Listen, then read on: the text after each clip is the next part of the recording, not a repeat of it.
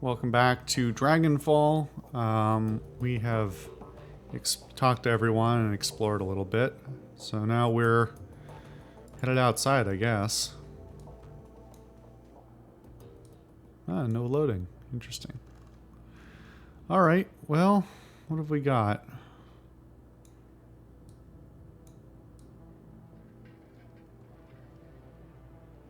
Alright, let's go this way first. Mallet Holier?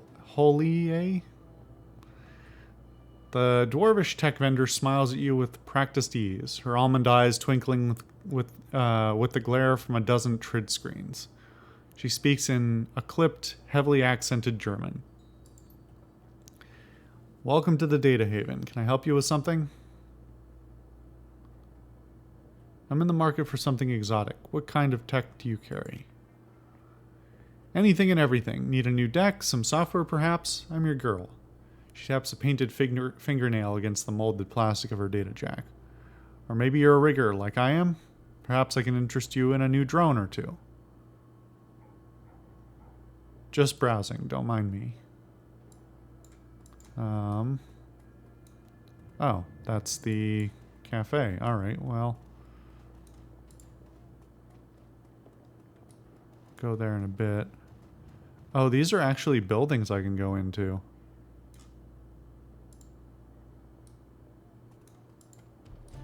Does seem weird that I can interact with the dancer's bag, but not the dancer. Oh, got it.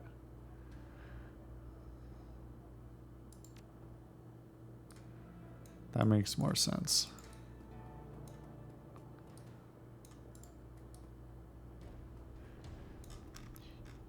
You are leaving controlled sector. So I guess outside of this is not the Bazaar or not Berlin? I'm not sure which. What about you? The Romani Patriarch is an impressive figure, an enormous man in his late 60s, burly and broad-chested despite his age. His voice is deep and resonant, and his breath is heavy with the stench of pipe tobacco.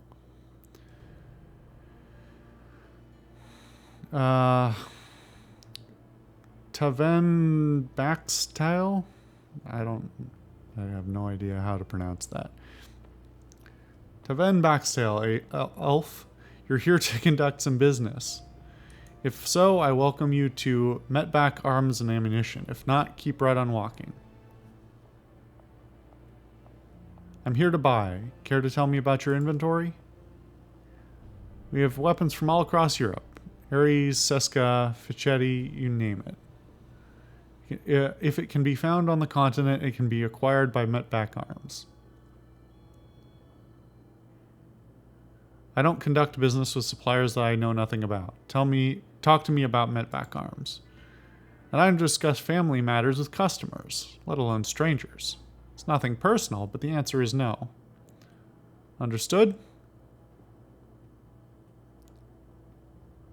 Yeah, I respect that. Understood, Herr Metback. You show me respect. This is good. Metback nods his approval. Now, unless you'd like to take yours elsewhere, let's get back to business, eh? Show me your standard inventory.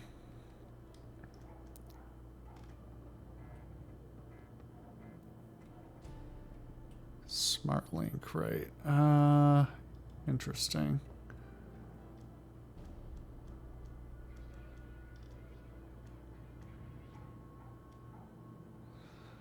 Okay. Do I not have range combat 3? I guess not.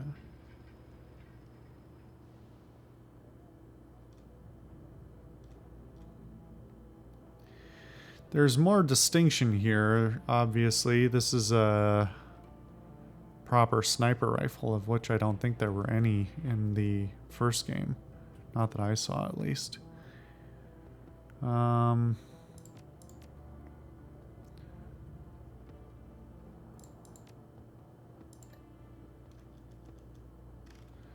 Still this same weird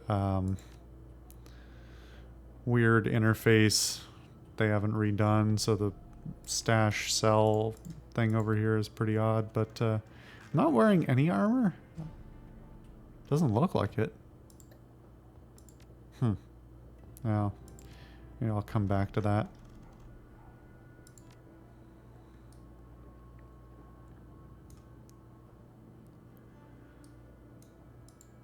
I assume I don't need to go mess with the U-Bahn until we're actually going somewhere. Looking for some magic, my friend? If you've got the cash, Zach's got the flash. This elf has clearly seen better days. His skin is weathered and emaciated, as though it's been stretched too tightly over his frame. Track marks line the crooks of his arms, and dirty bandages wrap his knuckles. In spite of all this, he seems cheerful enough. The elf fixes his twinkling bugged-out eyes on yours and offers you a broad smile, displaying a set of impossibly white teeth. When he speaks to you, his voice is surprisingly deep. Guten Tag, mein Freunde. You here for some magic? Because Zach Flash, he gestures at himself with a dramatic flourish, is your magic man. I might be interested. Zach cocks his head and offers you a lopsided grin.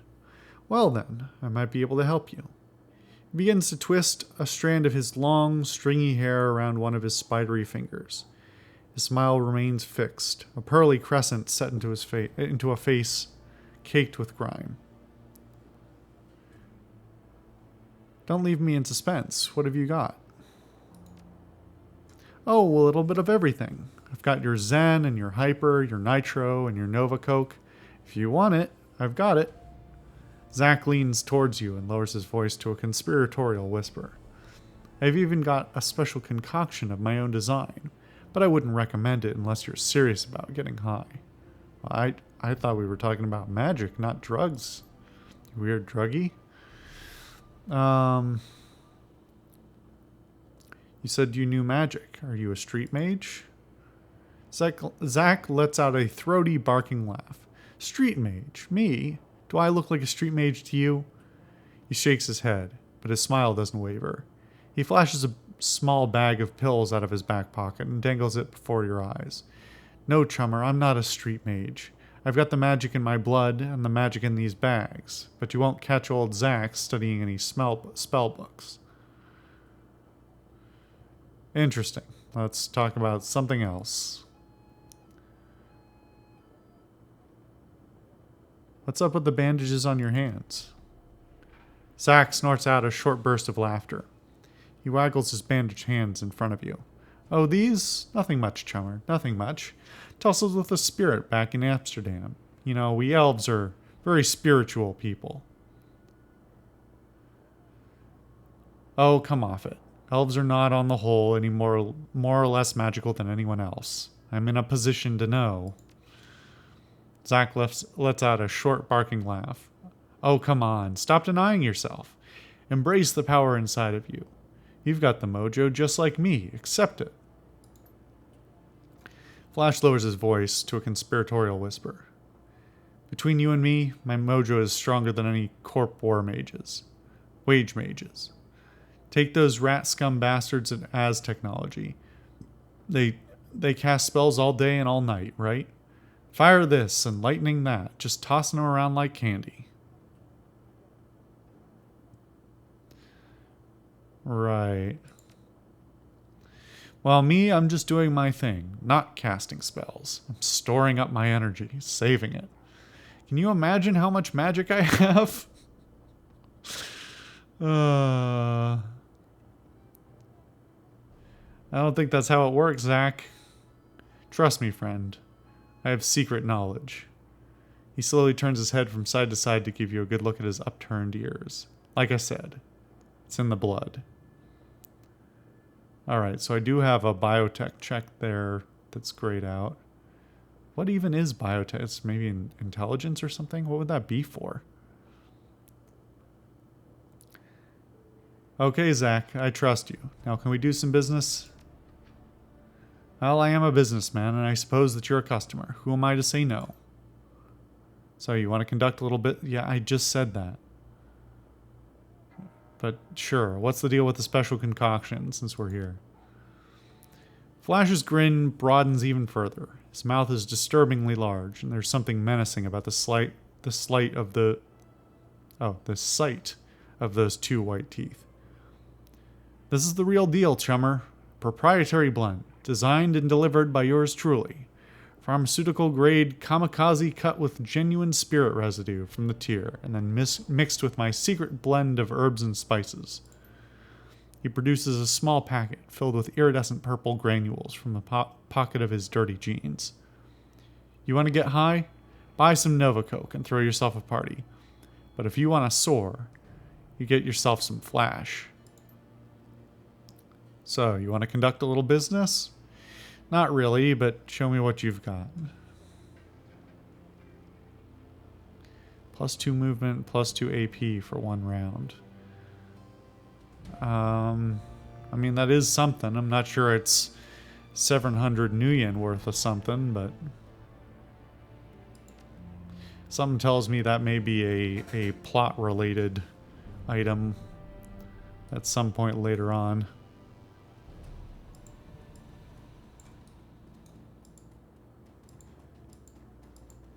That's the end of the hall. Okay.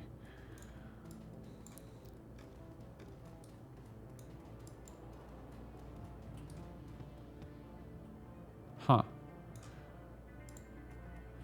Well, what's up with you, Simmy?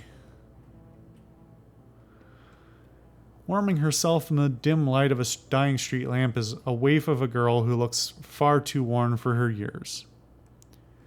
The Mother Superior, she says there will be 7 for me to care for. I need to see to them. 7 what? What do you have to care for?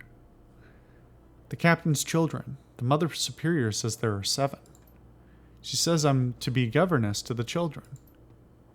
You notice a chipjack poking out beneath the young woman's unruly hair. The vacant look in her eyes marks her as a likely BTL junkie, lost between reality and any number of better-than-life virtual constructs. I need money to get back to them.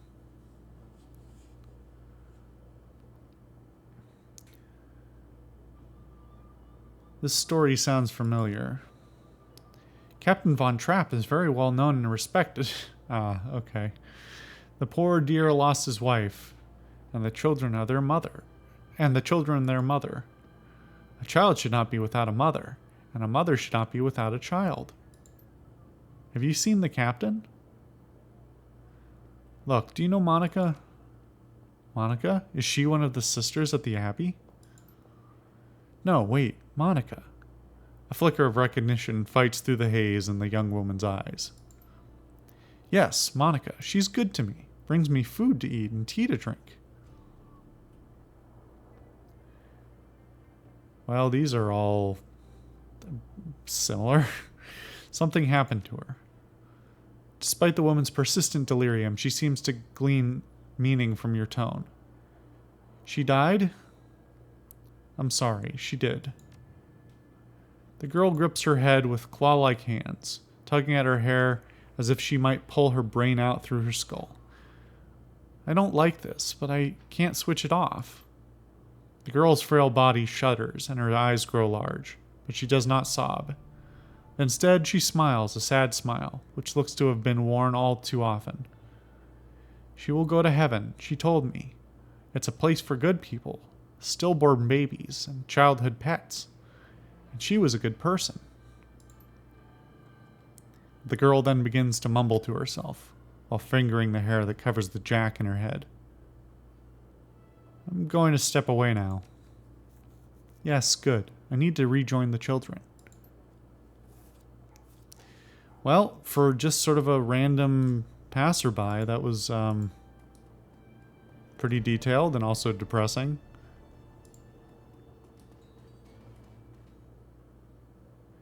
Bazaar monument towers before you. At the top of the pedestal, the form of an angel stands, its outstretched wings looming over the small park. But the material is strange and uneven, giving the statue a cold, Frankenstein-esque appearance. It appears that the artist has welded this monument together from various metal scraps, and pieces of junk. As you approach, a small, grimy monitor at the base of the statue flickers dimly to life. The grainy face of a smug young orc appears on screen. Hello there. I'm Herbert Kunzel, the creator of this monument. What would you like to know? Press the 1 key. Statue name. This is my tribute to victory, the victory of anarchy. It is both a citation and parody of the statue we destroyed some 20 years ago. You may remember it from the history trids as the Sigsaula or Goldstull. Goldels? I don't know. Press the 2 key. Installation history. Isn't it obvious? The Sigsaul, a monument to the hubris of the Prussian state, gets blown to bits. So someone takes a lot of bits and builds a monument to the hubris of anarchy. I mean, what more is there to say? Press the 3 key. About the artist. I am the visionary Herbert Kunzel from the Ludwarmer. You might know me from... Okay, well, there isn't much I'm known for. Yet. But I intend to change that. All art is born from misery, after all. Step away from the statue. Alright, well... better answer this phone that keeps ringing. It's an old, obsolete phone booth. Ugh. It's ringing. Pick up the receiver. A monotone, pitch-adjusted voice begins speaking almost immediately. Frickin'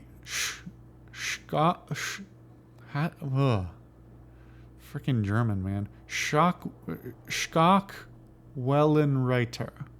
The Schockwellenreiter's contract for this case is no more. Alice Omarda is listed as a follow-up contact.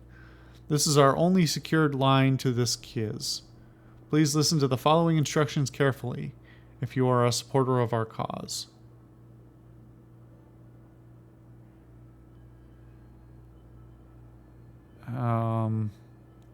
Continue listening. We have phone booths in strategic locations throughout the city. Within each one, you may find a request posted for specific information. If you can obtain a copy of this information, return here and submit it via the port below the receiver. We will verify the authenticity of the information remotely and post an undoctored copy of it onto the matrix ourselves. It is our stated goal for this information to remain free to all. However, you will be compensated for sought-out information returned to this location. The line goes silent. Hang up the receiver. Well, I wish I'd asked the question since it's... Wait, can I do it again? No. Oh, well. I wish I'd asked the question, but too late now.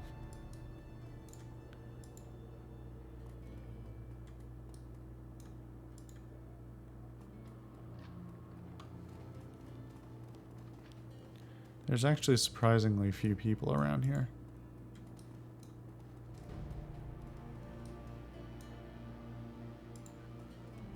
Alright. Before you stands a troll, though it is a stretch to say that he is standing at all. His great mass is barely held upright by 2 vintage prosthetic legs, along with a crutch under one arm. His body clicks and hums with every shift of his weight. Despite these disabilities, his eyes are sharp and calculating. Do I know you?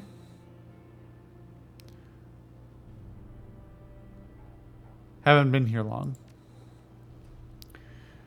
New to the Bazaar, then. Heard Monica has some fresh meat in her stable. There is something you should know about Monica. Something happened to her on the run. I'm afraid so. There have already been whispers. I had a feeling, besides. Monica almost always comes around after a run to check on everybody. She's long overdue, Now here you are in her place. So she's either severely wounded or outright dead. Which is it? I'm afraid she's gone. The grizzled troll nods grimly. The servos in his prosthetics complain as he lets loose a heavy sigh. Now that is a shame. She was a hell of a runner, that one. And a good friend. I'm Alice Omarda, by the way. Good to meet you, Alice. Name's Alexi Lane. What's your place in the Bazaar? No place, really. Just an old relic, resting away. I'll leave you be. What about your friend there? There are a bunch of people here I can't talk to. Alright. You know what? Let's come back over here. There's a store over here and I can go into, and there's one more over there, so I might as well do them all at once. Triage Cyber Clinic.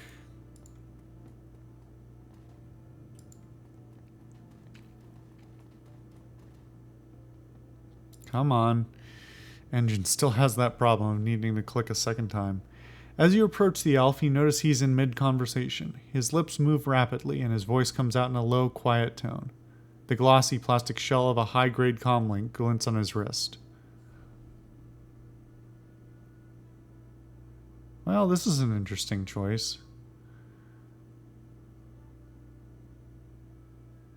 I'll listen in, why not? Doing your best to look uninterested, you lean in slightly and strain your ears. You find that you can make out the doctor's end of the conversation.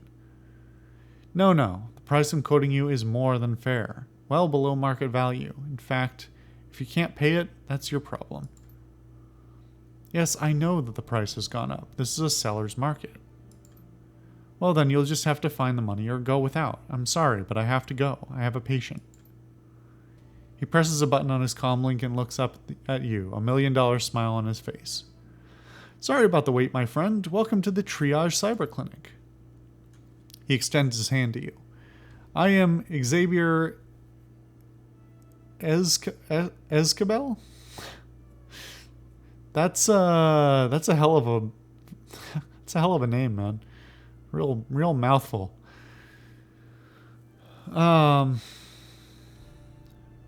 Alice Omarda. Pleasure. Pleased to meet you, Alice. What can I do for you today? I need medical supplies. Alright, well. Basics. Makes sense. Got anything else? I assume... Nope. Nothing else to say. Okay.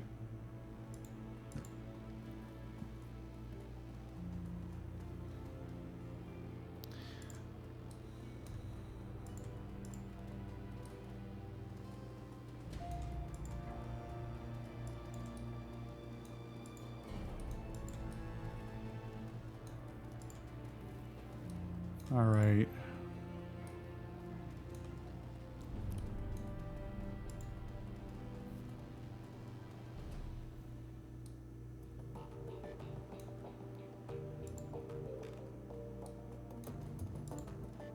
Is this just a storeroom? This looks bigger than... Wait a minute. Oh, this is... This is our hangout, or our hideout. Why did I not realize that?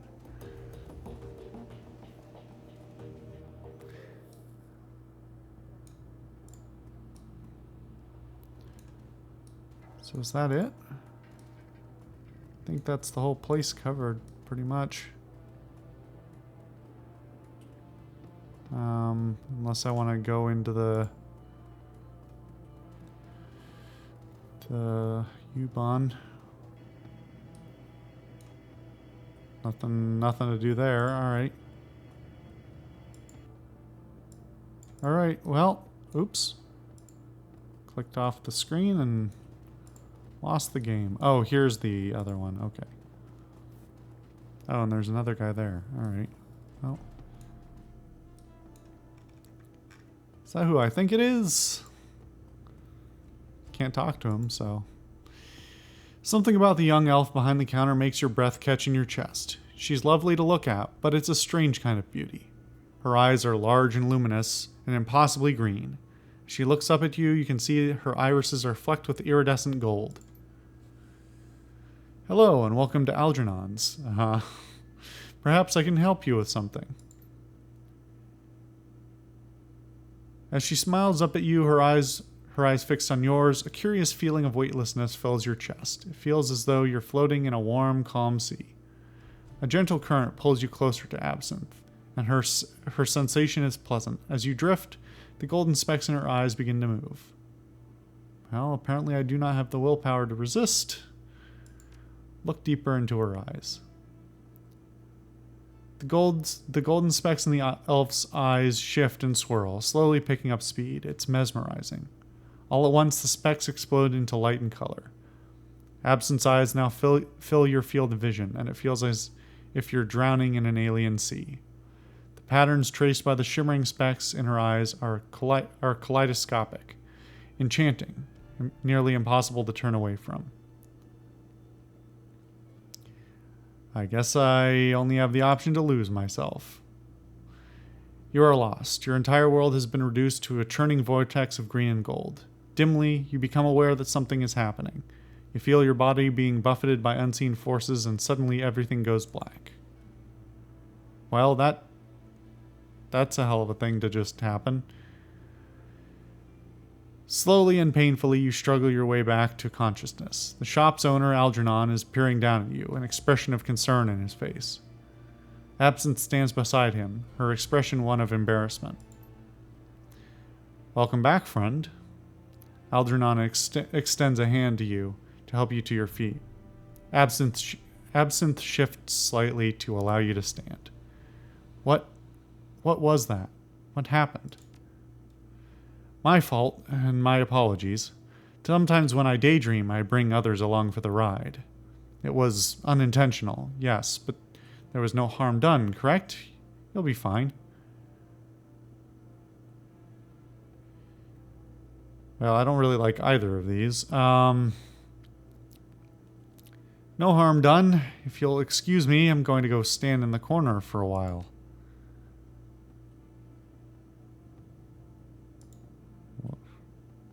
Absinthe keeps her eyes hidden from view. Please excuse me, I have work to do. Frickin' green fairy. Greetings, young elf. The elf's voice is smooth as silk and rich as clotted cream. Something about him instantly puts you at ease. I am Algernon Halfdream, the owner of this establishment. In my shop, you will find only the finest in magic paraphernalia. Now tell me, how may I serve you?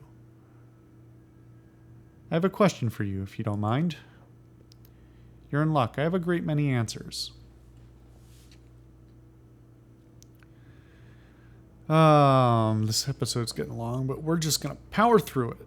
What kind of magic do you practice? Shamanic? Hermetic? Personally, the true kind, but I sell goods tailored to all traditions. In my shops, we do not discriminate. What's your story? Have you been in the Bazaar long? I have many stories. Stories of dancing spirits and raging dragons, of unchecked magic and swarming chaos. All of these stories are true. As for the Bazaar, I have always been here, quietly peddling my wares. It is a simple life, but a good one. What's the deal with your assistant? There's something funny about her eyes. Absinthe is a friend, nothing more. She helps out around the shop when the fancy strikes her. She is nobody's assistant, and I am no one's master. You haven't answered my question. He pauses for a moment, considering. I believe they suit her personality. Now, is there anything else that you need to know? Can I see what you're selling? Alright. Usual basic stuff. Looks like some new spells I haven't seen before. Certainly not for a low level. A lot of the same for the shamanic spells. Alright.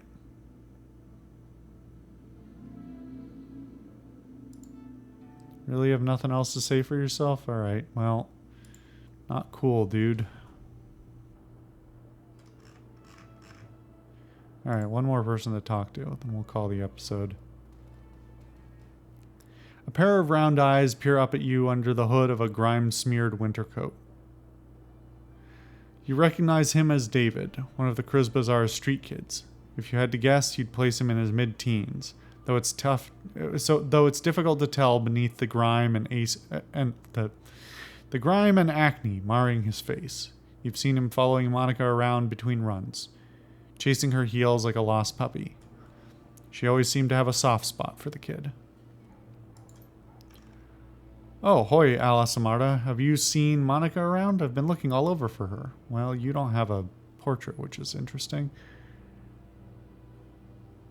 I'm afraid I have some bad news for you, kid. The kid blinks, a blank expression on his face. She's dead, isn't she? I'm sorry, kid. We all are. Yeah. Look, I think I want to be alone right now. Fair enough. Alright, well, that's the last of that. We'll call the episode here and then come back with going in the cafe and getting some new leads, hopefully. See you guys then.